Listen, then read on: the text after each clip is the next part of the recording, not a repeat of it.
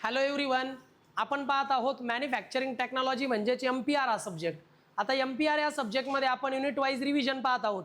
आजच्या लेक्चरला आपण unit number 5 ची रिव्हिजन पाहणार आहे, ज्यामध्ये आपण मेटल जॉईनिंग प्रोसेस पाहणार आहोत. ठीक आहे. तर हा जो काही 5 नंबरचा युनिट आहे याचं मार्कांचं वेटेज 16 मार्कांचं आहे, त्यामुळे ही रिव्हिजन खूपच महत्त्वाची असणार आहे. ठीक आहे. तेव्हा बाळांनो, आपण पाहतोय मॅन्युफॅक्चरिंग टेक्नॉलॉजी म्हणजे MPR या सब्जेक्टची revision for 70 marks final exam. 70 मार्कांची ही जी फायनल एक्झामिनेशन चालू आहे त्याकरता ही रिव्हिजन आहे. ठीक आहे. यामध्ये आपण या युनिटचे जे VIMP क्वेश्चन्स आहेत ते रिवाइज करणार आहोत. ओके. तर बाळांनो, पाहू शकता तुम्ही युनिट नंबर 5 आहे मेटल जॉईनिंग प्रोसेस. तुम्ही नोट्स लिहित चला, पॉइंट्स मेन्शन करून घेत चला.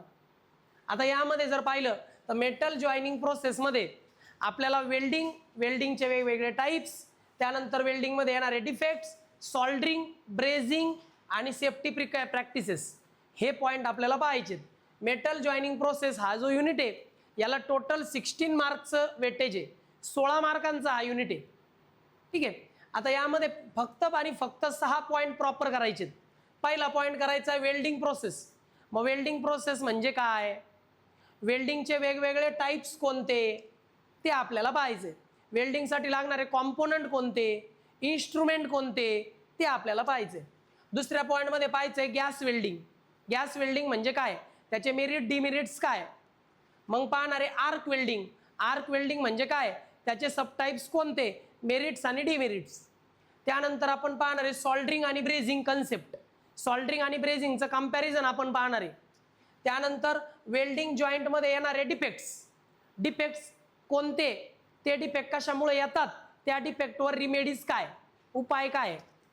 त्यानंतर वेल्डिंग करताना कोणकोणते प्रिकॉशन्स घेतले पाहिजे ते आपण पाहणार आहे. फक्त एवढ्या पॉईंटवर तुम्हाला 16 मार्क आहेत, त्यामुळे हा युनिट फार महत्त्वाचा ठरणार आहे.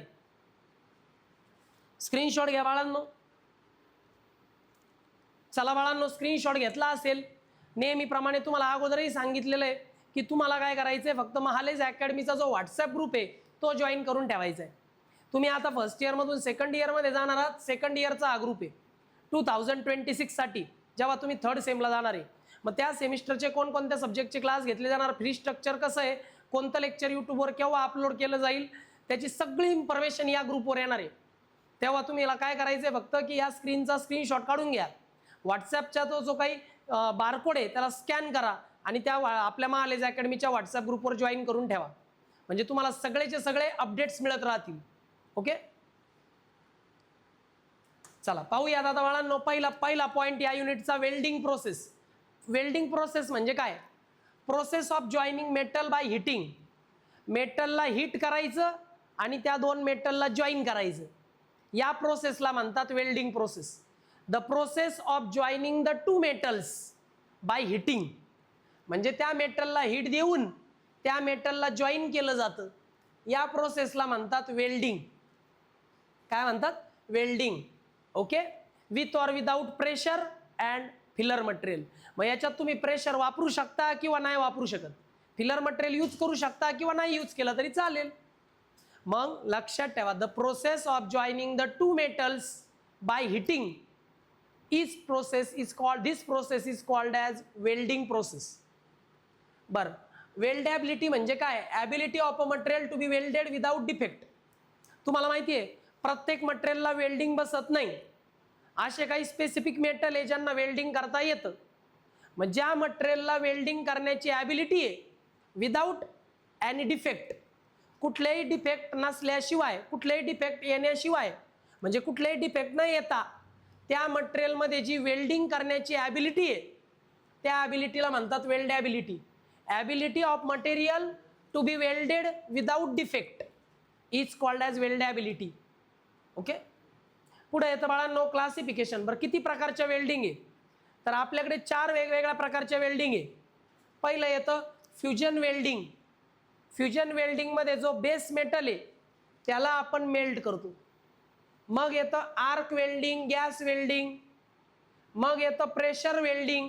प्रेशर वेल्डिंगमध्ये कोणत्याच मेटलला आपण मेल्ट करत नाही, याच्यामध्ये रेजिस्टन्स वेल्डिंग आपण करतो. त्यानंतर येतं सॉलिड स्टेट वेल्डिंग. याच्यामध्ये आपण फ्रिक्शन वेल्डिंग करतो. आपल्याला फक्त आर्क आणि गॅस वेल्डिंगच सिलेबसला आहे, पण वेल्डिंगचे टोटल 3-4 टाईप्स आहेत. कळालं? मग दोन मेटलला हीट देऊन जॉईन करण्याची जी प्रोसेस आहे त्याला म्हणतात वेल्डिंग प्रोसेस. आणि मटेरियलची वेल्डिंग करण्याची जी ॲबिलिटी आहे विदाऊट डिफेक्ट त्याला म्हणतात वेल्डॅबिलिटी. आणि क्लासिफिकेशन ऑफ वेल्डिंग 4 आहेत: fusion welding, arc welding, gas welding, pressure welding आणि सॉलिड स्टेट वेल्डिंग. काय डाऊट आहे? समजली? ओके, थिअरी समजली. पुढे मग आता गॅस वेल्डिंग काय असतं बरं? एक्झामला येतं, 4 वाक्य लिहिता यायला पाहिजे. पहा gas welding. It uses oxyacetylene flame to melt metal. आता गॅस वेल्डिंगमध्ये जो बेस मेटल असतो ना त्याला मेल्ट केलं जातं. आता मेटलला मेल्ट करायचं म्हणजे हीट पाहिजे, आणि हीट पाहिजे म्हणजे फ्लेम पाहिजे. मग फ्लेम कशाची आहे हे महत्त्वाचं आहे. मग या ठिकाणी त्या मेटलला मेल्ट करण्याकरता ऑक्सिॲसिटिलीन फ्लेम वापरली जाते. मग गॅस वेल्डिंगमध्ये कुठली फ्लेम आहे? ऑक्सिॲसिटिलीन फ्लेम आहे. त्यांनी त्या बेस मेटलला मेल्ट केलं जातं. पुढं याच्यात कोणकोणते इक्विपमेंट लागतात, कोणकोणत्या वस्तू लागतात? तर पहिलं लागतं गॅस सिलेंडर. ऑक्सिजन आणि ॲसिटिलीनचे सिलेंडर लागतात, गॅस सिलेंडर ज्याच्यात ऑक्सिजन भरलेला आहे, ॲसिटिलीन भरलेलं आहे. मग लागतात रेग्युलेटर. जसं घरामध्ये असतं ना गॅससाठी रेग्युलेटर, तसं रेग्युलेटर लागतं. त्यानंतर लागतात हॉसेस म्हणजे पाईप. पाईपच्या माध्यमातून गॅस पुढे येईन ना, हॉसेस. मग लागतो टॉर्च. टॉर्च म्हणजे ब्लो पाईप. हे इक्विपमेंट लागतात गॅस वेल्डिंग करण्याकरता. कळालं का रे? गॅस वेल्डिंगमध्ये कुठली फ्लेम आहे, इक्विपमेंट कोणकोणते? बरं, आता तुम्ही म्हटले सर फ्लेम किती प्रकारच्या असतात? तर फ्लेम या 3 टाईपच्या असतात. एका ठिकाणी येते न्यूट्रल फ्लेम. न्यूट्रल फ्लेम जी असते त्याच्यामध्ये इक्वल गॅसेस असतात. न्यूट्रल फ्लेम जी असते त्याच्यात इक्वल गॅसेस असतात, आणि ही जनरल पर्पज करता यूज केली जाणारी फ्लेम आहे न्यूट्रल फ्लेम. दुसरी येते कार्बरायझिंग फ्लेम. याच्यामध्ये ॲसिटिलीन जास्त आहे. जर ॲसिटिलीन जास्त प्रमाणात वापरला तर त्याला म्हणतात कार्बुरायझिंग फ्लेम. सॉफ्ट मेटलला वेल्डिंग करायचं आहे, सॉफ्ट मेटलला, तर ही फ्लेम वापरतात. ॲसिटिलीन जास्त प्रमाणात असतो त्यात. मग येतो ऑक्सिडायझिंग फ्लेम. याच्यामध्ये ऑक्सिजन जास्त असतो म्हणून त्याचं नाव ऑक्सिडायझिंग फ्लेम. जर त्या ठिकाणी ब्रासला वेल्डिंग करायचंय तर त्या ठिकाणी ऑक्सिडायझिंग फ्लेम वापरतात. याच्यात ऑक्सिजन एक्सेस प्रमाणात असतो आणि इकडे ॲसिटिलीन जास्त प्रमाणात असतो, कार्बरायझिंग फ्लेम. ओके, अशा पद्धतीने 3 प्रकारच्या फ्लेम पाहायला भेटतात आपल्याला. ओके, इथं ऑक्सिजन आणि ॲसिटिलीन इक्वल प्रमाणात असतात, न्यूट्रल फ्लेम. ॲसिटिलीन जास्त प्रमाणात आहे, कार्बोरायझिंग फ्लेम. ऑक्सिजन जास्त प्रमाणात आहे, ऑक्सिडायझिंग फ्लेम. ओके, जमेल यावर लिहायला? आता तुम्हाला मी गॅस वेल्डिंग दाखवतो, जरा इकडे बघा. या अशा पद्धतीने गॅस वेल्डिंग केली जाते. इकडे पहा, हे असे गॅसचे सिलेंडर लागतात. एका सिलेंडरमध्ये ॲसिटिलीन आहे, एका सिलेंडरमध्ये ऑक्सिजन आहे. त्यामुळे या फ्लेमला म्हणतात ऑक्सिॲसिटिलीन फ्लेम. ऑक्सिॲसिटिलीन फ्लेम. हे गॅसचे सिलेंडर आहेत. हे जे पाईप आहेत ना यांना म्हणतात हॉसेस. त्यानंतर गॅस सिलेंडर आहे आणि हॉसेस आहे. परत त्याच्यामध्ये टॉर्च असतो फ्लेम जनरेट करायला. इथं टॉर्च आहे पहा, ठीक आहे. आणि ही फ्लेम आहे. याच्यामध्ये त्या मेटलला मेल्ट केलं जातं, मग त्या मेटलला जॉईन केलं जातं. ओके, अशा पद्धतीने असते बाळांनो गॅस फ्लेम. मग येते बाळांनो नेक्स्ट, गॅस वेल्डिंग झाल्यावर येते आर्क वेल्डिंग. याच्यामध्ये इलेक्ट्रिक आर्क हीट जनरेट करतो. याच्यामध्ये इलेक्ट्रिसिटीच्या मदतीने हीट जनरेट केली जाते आणि मग मेटलला जॉईन केलं जातं. यामध्ये हीट जनरेट करण्याकरता इलेक्ट्रिक आर्क वापरला जातो, म्हणून याला आर्क वेल्डिंग असं म्हणतात. आर्क वेल्डिंगसाठी कोणकोणते इक्विपमेंट लागतात? तर आर्क वेल्डिंग करता लागतात पॉवर सोर्स म्हणून AC DC सोर्स. इलेक्ट्रिसिटी लागते ना, AC इलेक्ट्रिसिटी किंवा DC, अल्टरनेट करंट किंवा डायरेक्ट करंट. मग लागतात इलेक्ट्रोड्स. मग इलेक्ट्रोडला होल्ड करायला इलेक्ट्रोड होल्डर. मग पाहिजे केबल्स म्हणजे वायर्स. मग हे 4 लागतात. पॉवर सोर्स म्हणजे AC DC power source, electrode holder आणि केबल्स. हे इक्विपमेंट लागतात आर्क वेल्डिंगला. याच्यामध्ये पण मेटलला मेल्ट करण्याकरता हीट लागते. हीट जनरेट करायला वापरतात इलेक्ट्रिक आर्क, म्हणून याचं नाव आहे आर्क वेल्डिंग. कळालं का विश्वा? आता आर्क वेल्डिंगचे टाइप्स, तर आर्क वेल्डिंगचे वेगवेगळे 3 टाइप आहेत.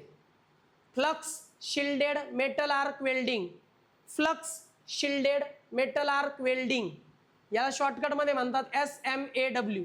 AW म्हणजे आर्क वेल्डिंग आहे, फ्लक्स शिल्डेड मेटल आहे, शिल्डेड मेटल आहे ना म्हणून SM.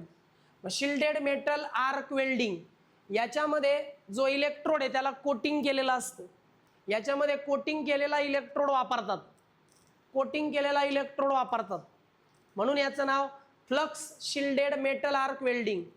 दुसरा टाईप आहे tungsten inert gas welding, tungsten inert gas welding शॉर्टकटमध्ये म्हणतात TIG.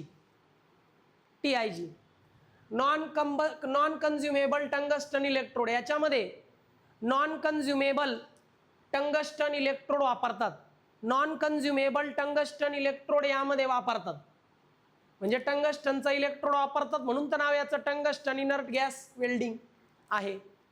TIG non कन्झ्युमेबल tungsten electrode वापरतात. याच्यामध्ये जे वेल्डिंग होतं ते हाय क्वालिटी वेल्डिंग होतं, TIGचं वेल्डिंग हाय क्वालिटी वेल्डिंग असतं. तिसरा टाईप आहे MIG म्हणजे metal inert gas welding, metal inert gas वापरून केलेलं वेल्डिंग MIG. याच्यामध्ये कन्झ्युमेबल वायर इलेक्ट्रोड असतो, कन्झ्युमेबल म्हणजे संपणारी, कन्झ्युमेबल वायर इलेक्ट्रोड यात वापरतात. ही एक फास्टर प्रोसेस आहे. आज इंडस्ट्रीमध्ये वेल्डिंग करायला MIGच वापरतात, म्हणजे मेटल इनर्ट गॅस वेल्डिंगच वापरतात. कन्झ्युमेबल वायर इलेक्ट्रोड असतो आणि फास्टर प्रोसेस आहे, इंडस्ट्रीमध्ये हीच मेथड वापरतात. हे असे 3 टाईप असतात आर्क वेल्डिंगचे. ओके, त्यानंतर येतं बाळांनो सॉल्डरिंग आणि ब्रेझिंग. तिकडे जाण्याच्या अगोदर पाहूयात आर्क वेल्डिंग कसं असतं. तुम्ही पाहू शकता बाळांनो, या ठिकाणी आपल्याला आर्क वेल्डिंग केलेलं दिसतंय. हे वेल्डिंगचं मशीन आहे, इकडून पॉवर सोर्स आहे AC किंवा DCचा. हे वेल्डिंगचं मशीन आहे, बघा हे केबल आहेत दिसतंय, याच्यामध्ये ना इलेक्ट्रोड असतो, इथं हा इलेक्ट्रोड आहे आणि एक ग्राउंड केबल आहे, ही इलेक्ट्रोडची केबल आहे बघ इकडे, हा इलेक्ट्रोडचा हॉस आहे दिसतो. याच्यामध्ये हा इलेक्ट्रोड नॉन कन्झ्युमेबल असेल तर हा नॉन कन्झ्युमेबल टंगस्टन इनर्ट गॅस आहे, आणि जर हा इलेक्ट्रोड कन्झ्युमेबल असेल तर तो मेटल इनर्ट गॅस आहे. ओके, असं केलं जातं बाळांनो आर्क वेल्डिंग. याच्यामध्ये हीट जनरेट करण्याकरता इलेक्ट्रिक आर्कचा वापर करतात, म्हणजेच इलेक्ट्रोडचा वापर करतात, म्हणून याला आर्क वेल्डिंग असं म्हणतात. हे बघा इथं वेल्डिंगचं काम चालू आहे, हे बघा हा आर्क डेव्हलप केलेला आहे आर्क, म्हणून याचं नाव आहे आर्क वेल्डिंग. अशी फिगर तुम्हाला काढता यायला पाहिजे. आता एक्झामला येऊ शकतं गॅस वेल्डिंग आणि आर्क वेल्डिंग मधला डिफरन्स, कुठले तरी 4 पॉईंट तरी लिहिता यायला पाहिजे. आता इकडे आहे आर्क वेल्डिंग, इकडे आहे गॅस वेल्डिंग. आता आर्क वेल्डिंग जो असतो ना, आर्क वेल्डिंग, तर बघा याच्यामध्ये इलेक्ट्रिक आर्क यूज केला जातो, ज्याच्यामध्ये हीट जनरेट होते इलेक्ट्रिक आर्क पासून आणि मग त्या ठिकाणी वेल्डिंग केलं जातं. म्हणजे इथे हीट जनरेट करण्याकरता इलेक्ट्रिक आर्कचा वापर केला जातो, इलेक्ट्रोडचा वापर केला जातो टू जनरेट द हीट इकडं, आणि इकडं हीट जनरेट करण्यासाठी फ्लेम वापरतात, ऑक्सी ॲसिटिलीन फ्लेम वापरतात. इकडं हीट जनरेट करायला ऑक्सी ॲसिटिलीन फ्लेम वापरली जाते, म्हणून याला गॅस वेल्डिंग म्हणतात. या साईडला वेल्डिंग प्रोसेस करण्याकरता इलेक्ट्रिकली कंडक्टिव्ह मेटल्स ओनली, इकडं फक्त तुम्ही तेच मेटल वापरू शकता ज्यांच्यातून इलेक्ट्रिसिटी कंडक्ट होते, म्हणजे तुम्ही अशाच मेटलला वेल्डिंग करू शकता इकडं ज्या मेटलमधून इलेक्ट्रिसिटी कंडक्ट होते. इलेक्ट्रिकली जो कंडक्टिव्ह मेटल आहे त्यांनाच वेल्डिंग करता येतं आर्क वेल्डिंगने. इकडं इलेक्ट्रिसिटीचा काहीच रोल नाही आहे, म्हणजे कुठल्याही मेटलला वेल्डिंग करू शकता with the help of gas welding.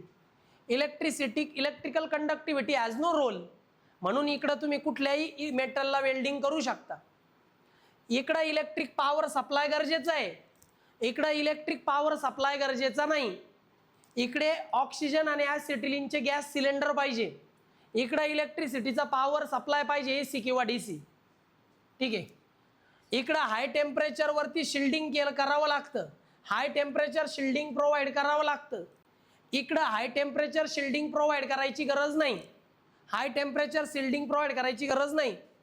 इकडं कुठल्याही प्रकारचा ऑक्सिजन सिलेंडर लागत नाही. आर्क वेल्डिंगला इलेक्ट्रिसिटी असते. कुठल्याही पद्धतीचं सिलेंडर इथं यूज करावं लागत नाही. इकडे मात्र सिलेंडर वापरावंच लागतं ऑक्सिजनला ॲसिटिनला. इकडं सिलेंडर यूज करावं लागतं.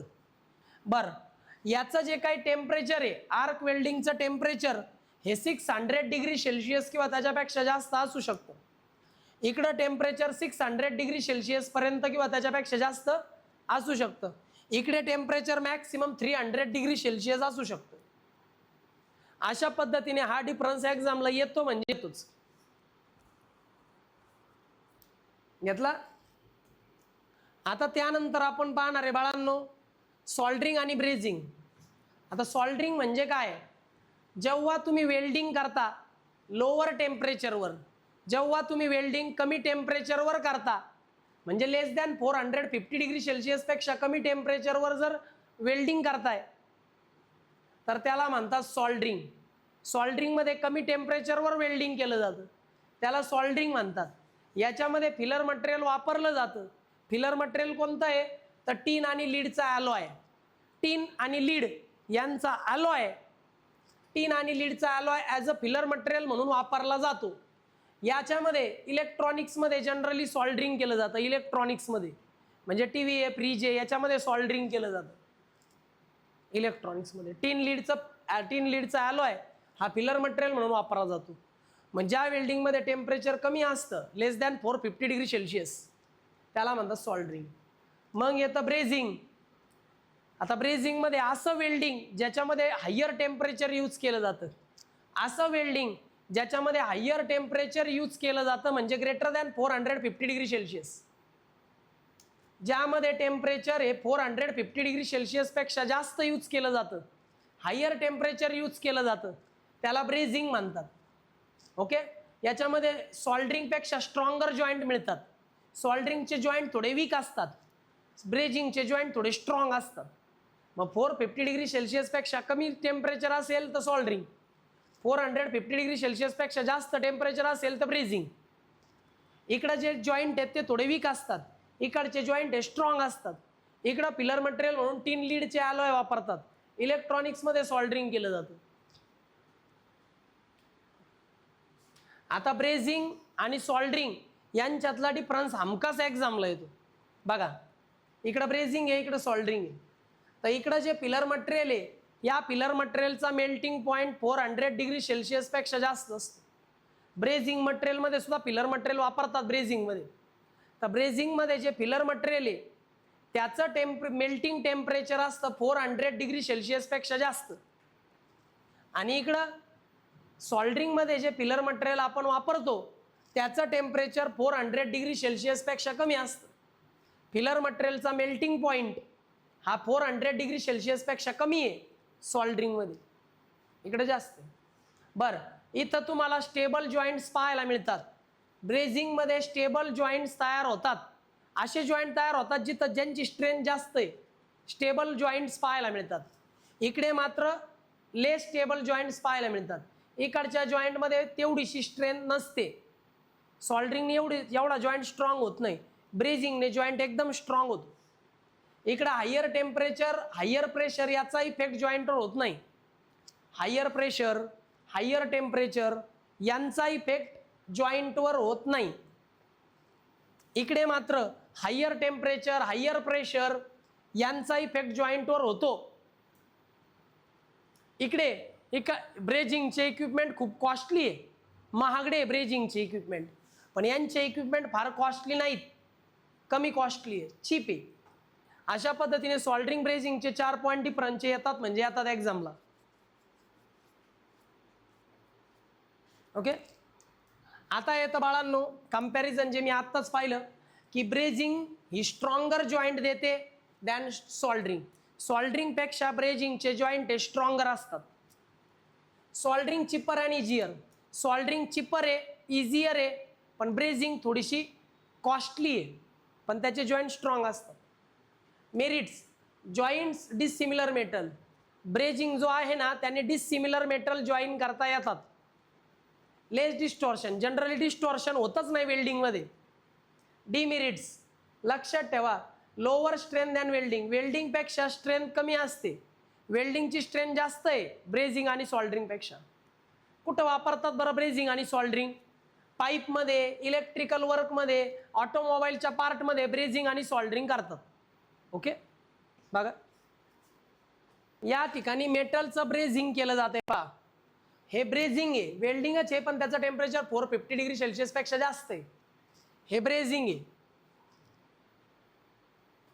हे आहे इलेक्ट्रॉनिक कॉम्पोनंट मध्ये केलं जाणारं सॉल्डरिंग.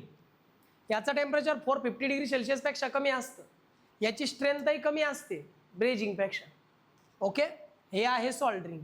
अशा पद्धतीने बाळांनो सॉल्डरिंग आणि ब्रेझिंग एक्झामला येतं म्हणजे येतच. आता नेक्स्ट टॉपिक येतो बाळांनो वेल्डिंग मध्ये येणारे डिफेक्ट. आता वेल्डिंग मध्ये कोणकोणते डिफेक्ट येतात? तर वेल्डिंग मध्ये येतात क्रॅक्स. वेल्डिंग मध्ये डेव्हलप होतं पोरोसिटी म्हणजे छिद्र. कधी कधी वेल्डेड केलेल्या भागामध्ये छिद्र असतात, मग वेल्डिंग मध्ये क्रॅक्स येऊ शकतात, पोरोसिटी येऊ शकते. परत स्लॅग इन्क्लुजन, काही काही ठिकाणी स्लॅग जमा होतो.